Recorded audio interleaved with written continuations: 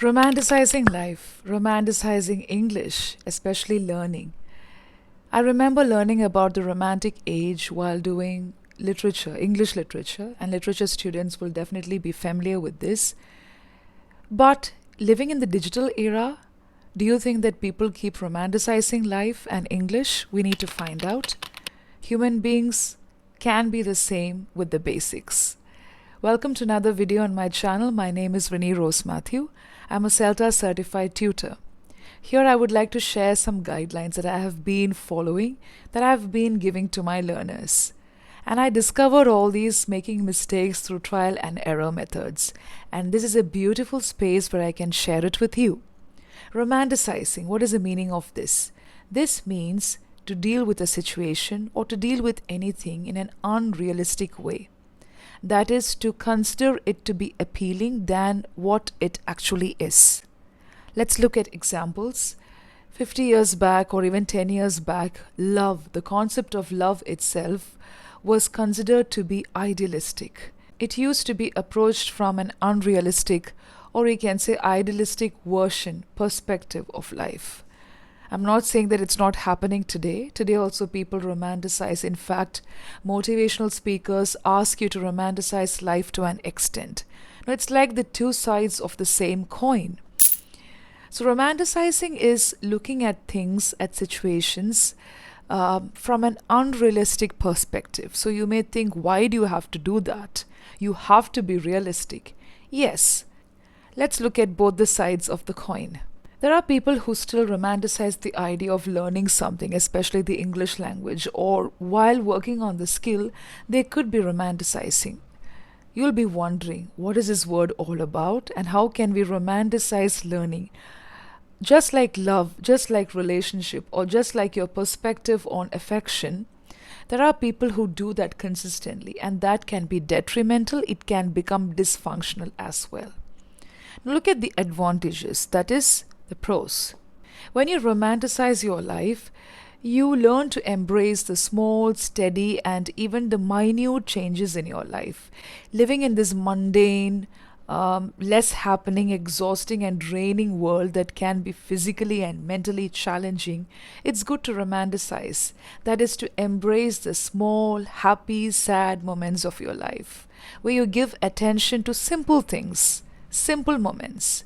It keeps you motivated, it keeps you going forward, propelling forward, looking at things in an encouraging way. At the same time, you will also develop a positive perspective towards life. Now, when you look at the other side of romanticizing, it can also lead to being detrimental. Why? Because you always choose to be romanticizing, to be always looking at life, evading the challenges. That is from an unrealistic perspective. I'm not saying that everybody is like this, but when you continue to do like this all the time, consistently, you may have the tendency to evade action. So from action comes motivation. And when you're faced with challenges, of course, you need to have hope, trust, and belief, but you cannot evade the challenges and stop taking the action, thinking that everything is for the good, everything is going to be positive. You need to maintain a balance towards life. At times, we all end up romanticizing this outlook, thinking that it is going to be for the good.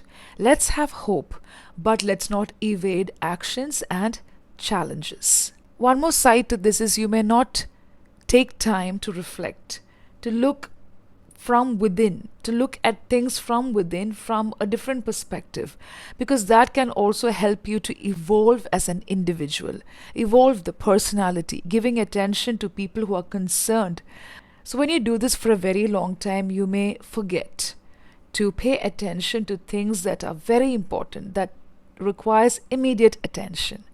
It happens when it comes to learning a language. Today we have access to different types of channels, resources, languages. It's quite easy to get things at your fingertips if you have the habit of filtration. I remember when I began learning this language, I did not have many teachers to help me. But with the support of some good teachers, my classmates and my co-learners, I was able to refer to some good resources. We had very less options. We didn't have many resources a plethora of resources weren't there, or at least I didn't have access to those resources just like my classmates. So when that was the scenario, we used to entirely depend on self learning. And through self learning, I have been working on trial and error methods, looking constructively at the advantages, disadvantages, and looking at the needs and requirements of me as a trainer and my learners. Today, being on social media, today, when we have a lot of resources, we may romanticize the idea of relying on subtitles all the time. There is no guarantee that you're watching this video all the time looking at the subtitles. So, reading and listening, it's good, but you may not be able to pay attention to the articulation. Suppose you're listening to a podcast, it's always advisable to turn off the subtitles, and you have this beautiful auto generated captions on which you can rely. 85 to 93% of the captions are fine when the video is already in English. So, here, the language used is English and it's going to do justice. If at all you're not able to understand something, this is what I do. I turn on the captions for that particular area and then I turn it off. You can do the same thing, because that is how you work on your articulation. That is how you gear up for a different outlook on learning a language. Every time you become dependent on subtitles, every time you become dependent on just conversational videos, or every time when you become dependent on that one source that's helping you, that has been helping you, it can become dysfunctional because it may not help you look at learning from a different perspective. I've mentioned about this through one of my videos, but still, romanticizing the aspect, the beautiful theory revolving around learning, developing skills itself can be at the lower energy level or even at the low ebb. There will come a day when you're going to improve. There will come a day when you're going to experience the change. But don't you think that it's important to look at it constructively? So romanticizing subtitles also has got its own negative sides. I've already done a video on subtitles, being dependent on subtitles and captions.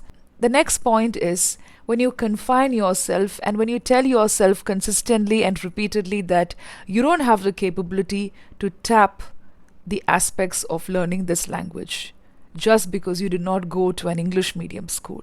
You have to break that pattern, and you break that pattern when you stop romanticizing the idea of looking at learning a language from the less practical or less pragmatic methods of approaching a language. It happens to every learner today. At least for some time, you romanticize the idea of learning the language or being always good, being constructive, or always pinpointing at others saying that I'm fine, I'm okay, whatever I'm doing is right. So, speaking fluent English has got nothing to do with accent and also paying attention to only the accent. It's about other avenues that helps you take the right direction. The next point is paying attention to only advanced vocabulary. I know that you all are eager to learn new words. I do short videos every other day to help you with vocabulary, and there are so many other channels focusing on advanced vocabulary. But remember that the base, the foundation should also be coherent. It should coordinate with the words that you choose to use in your sentences. Otherwise, it'll look like a dilapidated house without any structure, being left abandoned for years. You have to maintain it, right? You have to be consistent with sentence structure, the foundation.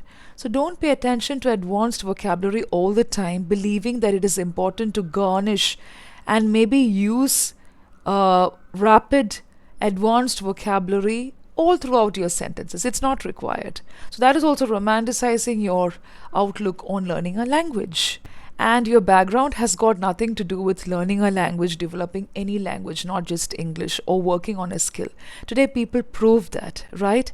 And one method of learning, one method of always focusing on speaking or being involved in conversational videos can definitely evade you from looking at the constructive aspect of developing your skills.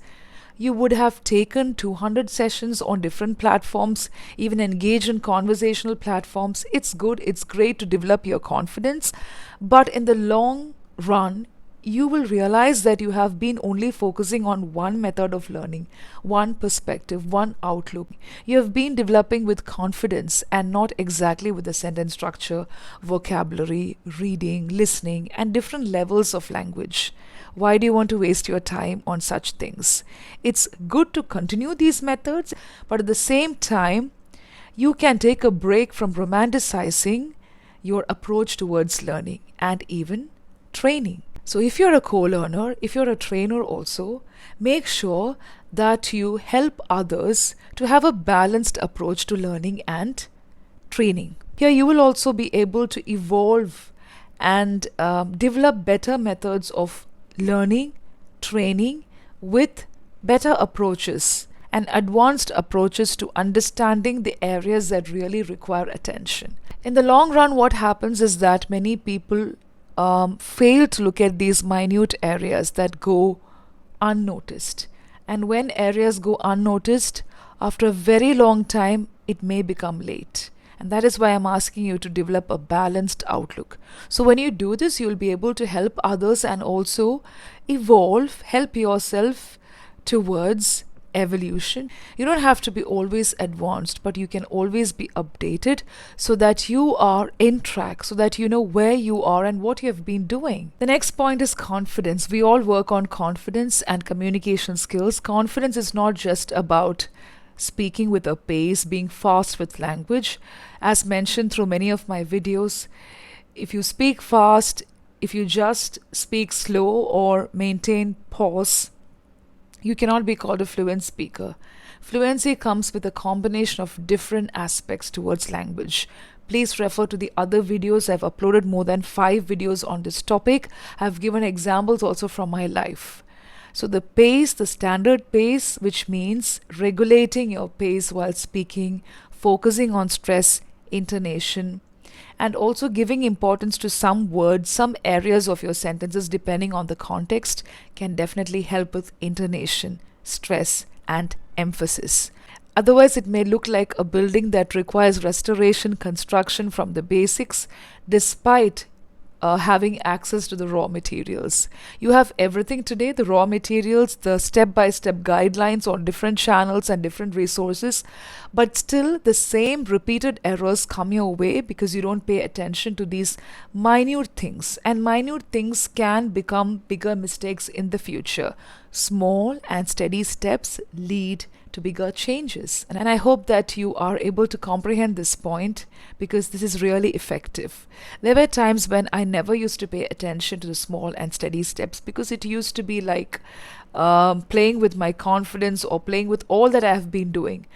But during my middle school, during my college days, when I took time to reflect and understand what exactly I've been doing with my methods of learning, self-learning, and also working on my language, I was able to give attention to the slow and steady steps. When you're cautious, pay attention to constructive feedback because when you point your fingers at others, you're not doing it constructively. You're just aiming towards blaming others, which is not a good approach to learning and developing your skills. I hope this video helps you with approach towards learning. And what have we been focusing on? Let's encapsulate. We focused on romanticizing the approach towards learning English, especially being dependent on subtitles, being dependent on wrong methods of confidence, developing confidence, giving attention to advanced vocabulary words without paying attention to sentence formation and the basics. And the last point is paying attention to a particular accent and not to the articulation, intonation, or the sentence formation and the basics. So you need to pay attention to the environment, the space that you create. But you can make your own environment through listening, speaking, reading, writing, and getting some mentoring and some guidance from people, from your co-learners and trainers. I hope it helps you. Happy learning.